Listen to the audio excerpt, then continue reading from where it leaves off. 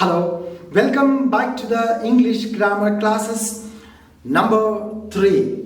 Today we are going to learn about two simple concepts. They are clause and phrase.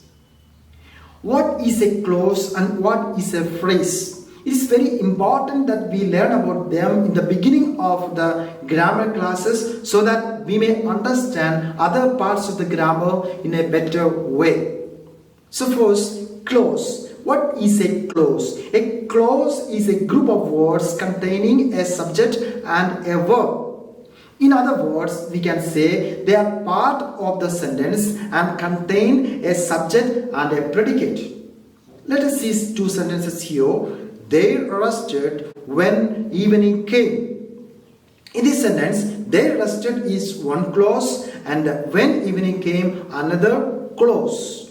We cannot start while it is raining. In this sentence, we cannot start is the first clause and another clause is while it is raining. See, we can divide the clauses into two. There are two kinds of clauses mainly. First one, principal clause or main clause or independent clause. Why it is called a principal clause? When the clause is used as the main part of the sentence, it is called a principal clause. They are also called independent clauses because they can stand on their own. Let us see three examples here. I think that you have committed a mistake. In this sentence, I think is the main clause. Then another sentence, we cannot start while it is raining. This sentence, we cannot start is the main clause because it gives a complete sense and it is perfect in itself. Then second, Raja met a girl. This is another main clause or independent clause. Who was carrying a bag is the rest of the sentence. So these are in these examples, the first part we have thus the main clause. Then second clause is a subordinate clause. What's a subordinate clause? When a clause is not as the main part of the sentence, it is called a subordinate clause. They are also called dependent clauses because they cannot stand on their own. They depend upon the main clause of the sentence. Subordinate clauses will often begin with the subordinating conjunctions, which are words like for, as, since, therefore, hence, consequently, though, due to, provided that, because, unless, once, while, when, whenever, where, wherever, before, after, etc. Then they can also begin with the relative pronouns such as that, which, who, whom, whichever, whoever, whomever, whose. Spotting these words, we can identify a subordinate clause with a main clause. So just take an article or something, or just open internet or open your book and find out these divisions, that is subordinate clause and main clause. How can we make a difference between these two? I will see some of the examples. I will present you some of the examples now. I think that you have committed a mistake. In this sentence, I think is the main clause. You have committed a mistake is the subordinate clause. We cannot start while it is raining. In this sentence, we cannot start is the main clause. While it is raining is a subordinate clause.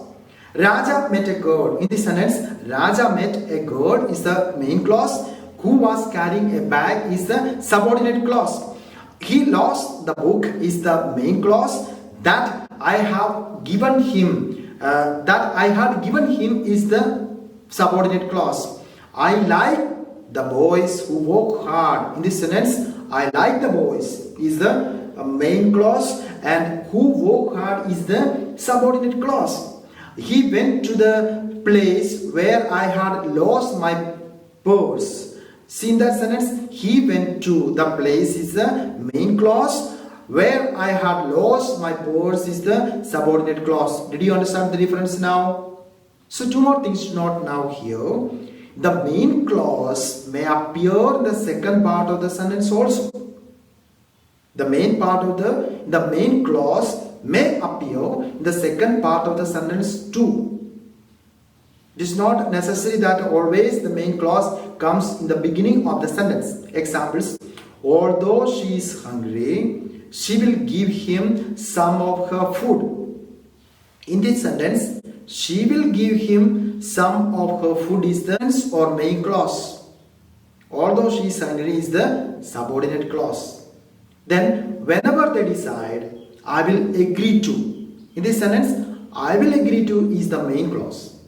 It has come in the second part of the sentence. Whenever they decide is the subordinate clause. One more example. When we stopped, no one said anything. In this sentence, when we stopped is the dependent clause or subordinate clause. No one said anything is the main clause, but it has come in the second part of the sentence. Then if you want, I will teach you. In the sentence, I will teach you is the main clause, but it has come in the second part of the sentence. If you want is the dependent sentence, but it has come in the beginning of the sentence. Another thing to note about the clauses here. When a subordinate clause begins a sentence, it has a comma after it.